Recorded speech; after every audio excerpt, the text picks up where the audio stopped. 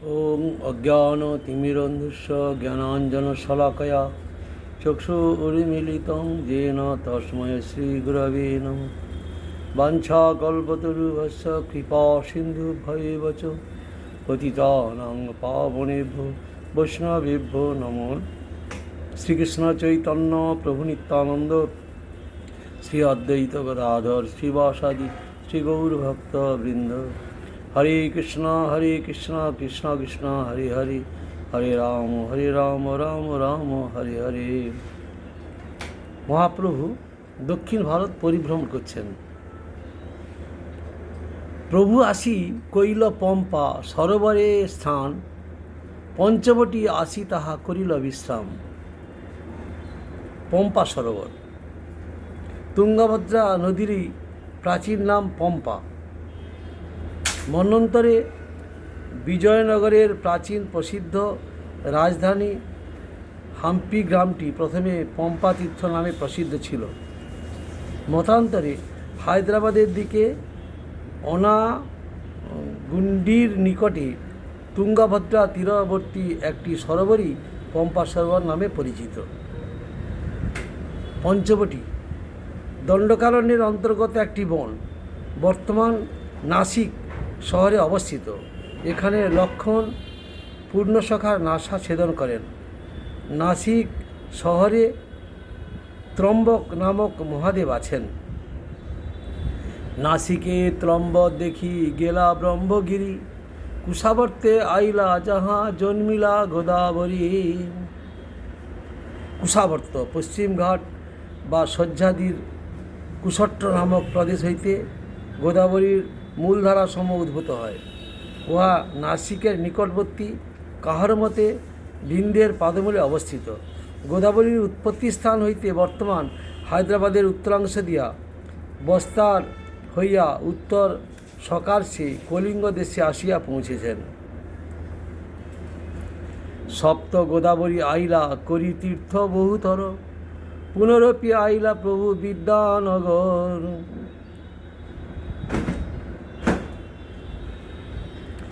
রামানন্দ রায় শুনি প্রভুর আগমন, আনন্দে আসিয়া কইল প্রভু সহ মিলন।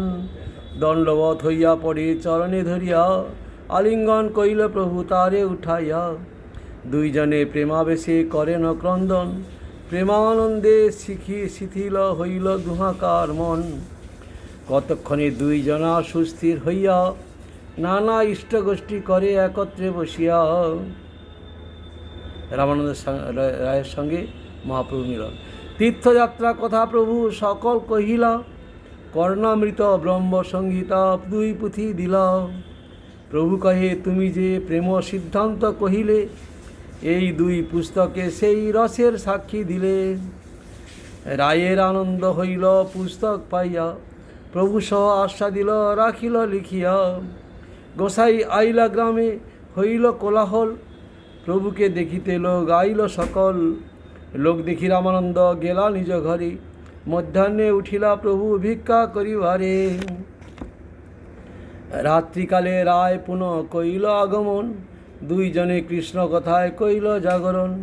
দুইজনে কৃষ্ণ কথা কহে রাত্রি দিনে, পরম আনন্দে গেল 5-7 দিনে। রামানন্দ কহে প্রভু তোমার আজ্ঞা পাইয়া, রাজাকে লিখিনু আমি বিনয় করিয়া। রাজা মোরে আজ্ঞা দিল নীলাচলে যাইতে, চলিবার উদ্যোগ আমি লাগিয়াছি করিতে। প্রভু কহে এথা মোর এ নিমিত্তে আগমন, তোমা লইয়া নীলাচলে করিব গমন। রায় কহে প্রভু আগে চলো নীলাচলে, মোর সঙ্গে হাতি ঘোড়া সৈন্য কোলাহলে।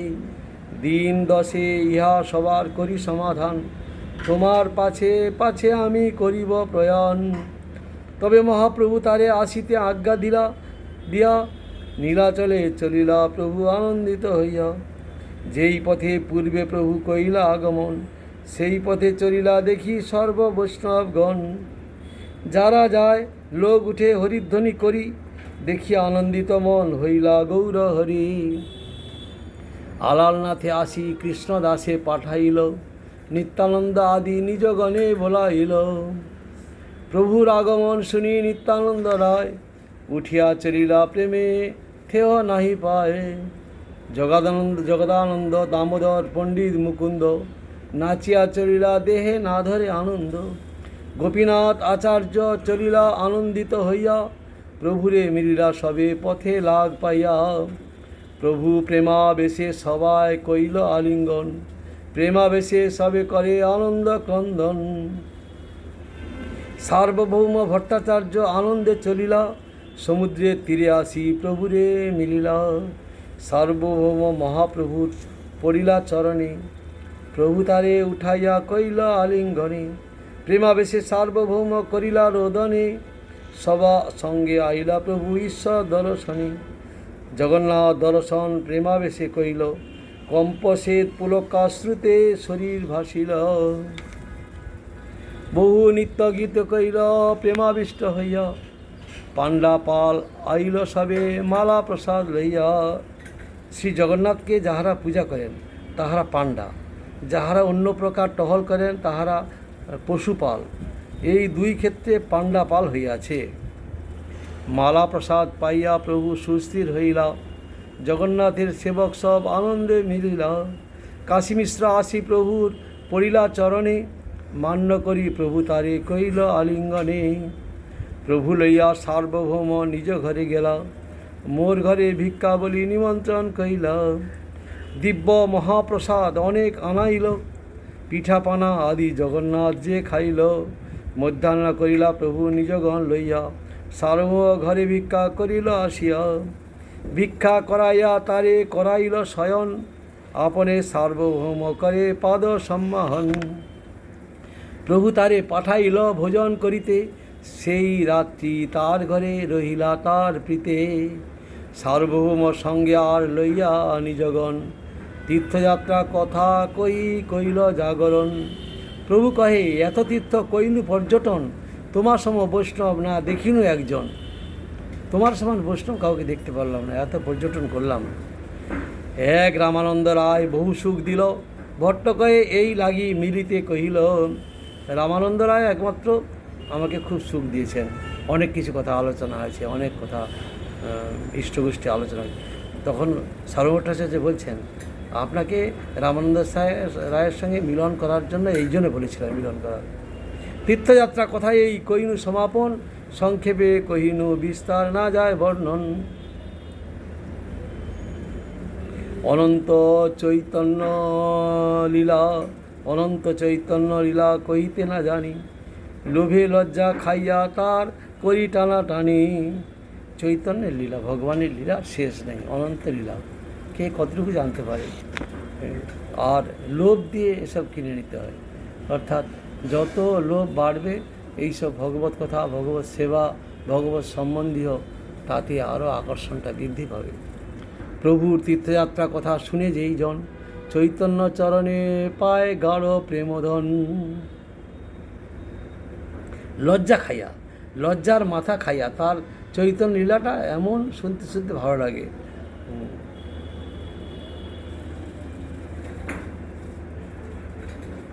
প্রভুর তীর্থযাত্রা কথা শুনে যেই জন, চৈতন্য চরণে পায় গাঢ় প্রেমধন। পঞ্চ উপাসকগণ জগতে অবিভক্ত, জড়েন্দ্রিয় জ্ঞান উপযোগী বস্তুতে উপাস্য তত্ত্বে আরোপ করে, যে নিজের ইন্দ্রিয় তৃপ্তির জন্য যাহা সেইটাই ভালো, সেইটার দিকে গুরুত্ব দেয়। কিন্তু শ্রীমদ্ ভাগবত বা শ্রী চৈতন্য দেবের, শ্রীকৃষ্ণ চৈতন্যদেব তাদিশ ইন্দ্রিয় তর্পণময় অক্ষজ জ্ঞানের জ্ঞানবস্তুকে পরমার্থ বলেন না। শ্রীকৃষ্ণ চৈতন্যদেব নিজের ইন্দ্রিয় তর্পণের জিনিস, অক্ষজ জ্ঞানের যেগুলো, সেইগুলোকে পরমার্থ বলেন না।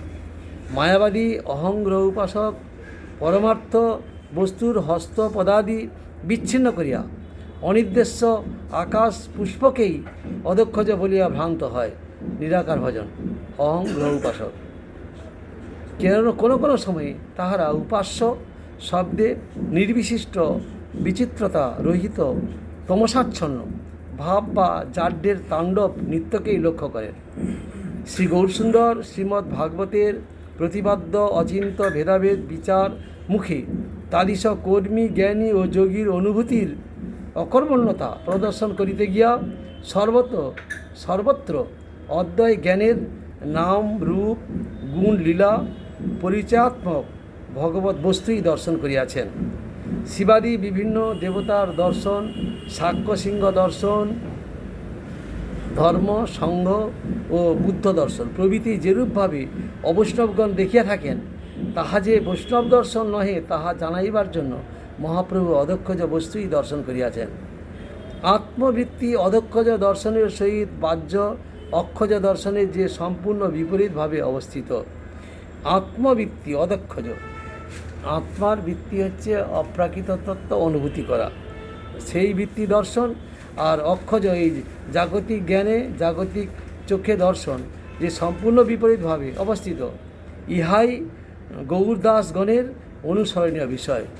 মহাপ্রভুর যারা পারিষদবৃন্দ, তার দাস, দাসের দাস, অনুদাস, তারা অপ্রাকৃত তত্ত্বটাই আস্বাদন করেন।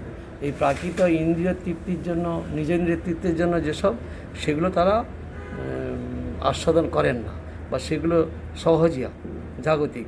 কৃষ্ণ পরিকর গোপী হৃদয়ে গোপীজন বল্লভের দর্শনকে প্রাকৃত সহজিয়াগণ ভোগ যন্ত্ররূপা মহামায়া প্রভৃতি নানা দেবতা দর্শনের সহিত এক বা সমান বলিয়া বিবর্ত গর্তে পতিত হন।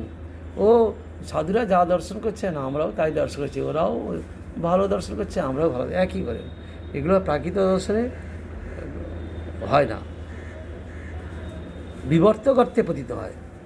হৈতুক তর্কপন্থীগণ শ্রৌতপন্থা বুঝিতে না পারিয়া হেনস্থিষ্ট বা পঞ্চ উপাসক হইয়া পড়েন। বাহ্য জগতে ঐশ্বর্যের বিভিন্ন পঞ্চ উপাসক মানে কি? এই কালী, দুর্গা, শিব, বিষ্ণু, সূর্য, সবাই একই, সবাই ভগবান, সবাই সমান। বাহ্য জগতে ঐশ্বর্যের বিভিন্ন অনুভূতির অন্যতম বলিয়া ধ্যান করিয়া পাঁচটি উপাস্য দেবতার একটিকে পরমেশ্বর বলিয়া বিশ্বাস ও অপরগুলির তজ্জাতীয়তা সত্ত্বেও তাহাদিগকে গৌণভাবে অনাদর মুখে সমগ্র বিশ্বে যে নির্বিশেষ ব্রহ্মের প্রতীক দর্শন, উহাই পঞ্চ উপাসক।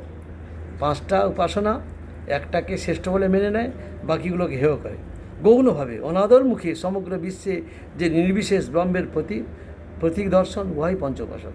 তাদিশ দর্শন পৌত্তলিকতাবাদের বা প্রতিমা পূজারই অন্তর্গত। উহাই পরবর্তী সময়ে মায়াবাদীর নির্বিশেষবাদে পরিণত হইয়াছে।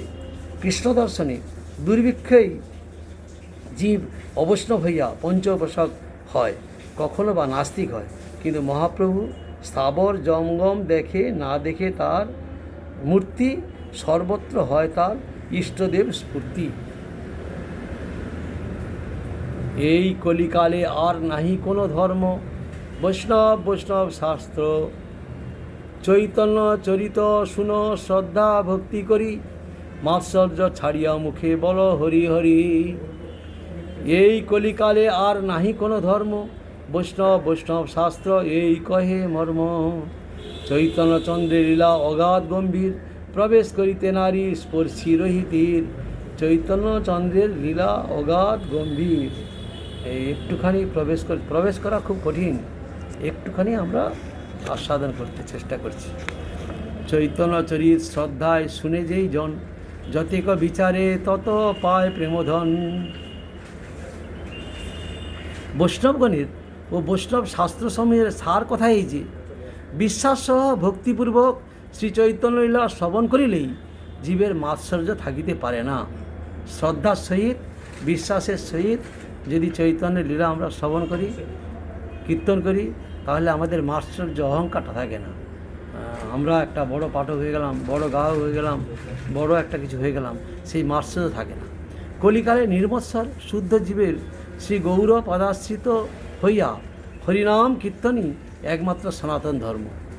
কলিকালে নির্মৎসর শুদ্ধ জীবের গৌর পদাশ্রিত হইয়া হরিনাম কীর্তনই একমাত্র সনাতন ধর্ম। গৌরের ভক্তগণের, অন্তরঙ্গগণের চরণে আশ্রয় নিয়ে তাদের সঙ্গে থেকে হরিনাম কীর্তনই একমাত্র সনাতন ধর্ম। এই কলিযুগে নির্মৎসর শুদ্ধ জীবের বৈষ্ণব শুদ্ধ ভক্ত মহাজন বা বিদবাদ অনুভব বৈষ্ণব শাস্ত্র, শ্রুতি বা শব্দ প্রমাণ উভয়ের অনুসরণই শ্রৌত পন্থায় অবস্থান। চরম কল্যাণার্থী ব্যক্তিমাত্রেরই তদ্ব্যতীত অন্য কোনো উপায় নাই। বৈষ্ণব শাস্ত্র পড়তে হবে, বৈষ্ণব মহাজনের কাছে হরিকথা শ্রবণ করতে হবে, তাদের পদ অনুসরণ করতে হবে।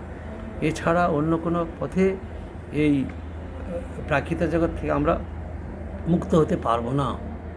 চৈতন্যচরিত শ্রদ্ধায় শুনে যেইজন যতিক বিচারে তত পায় প্রেমধন। শ্রদ্ধার সহিত যদি শ্রবণ করা হয় তাহলে আমরা কৃষ্ণপ্রেম আস্বাদন করতে পারব। শ্রী রূপ রঘুনাথ পদে যা রাস, চৈতন্য চরিতামৃত কহে কৃষ্ণদাস। বাঞ্ছা কল্পতরুবশ কৃপা সিন্ধু ভয়বচ পতিতানাং পাবনেভ্যো বৈষ্ণবেভ্যো নমঃ।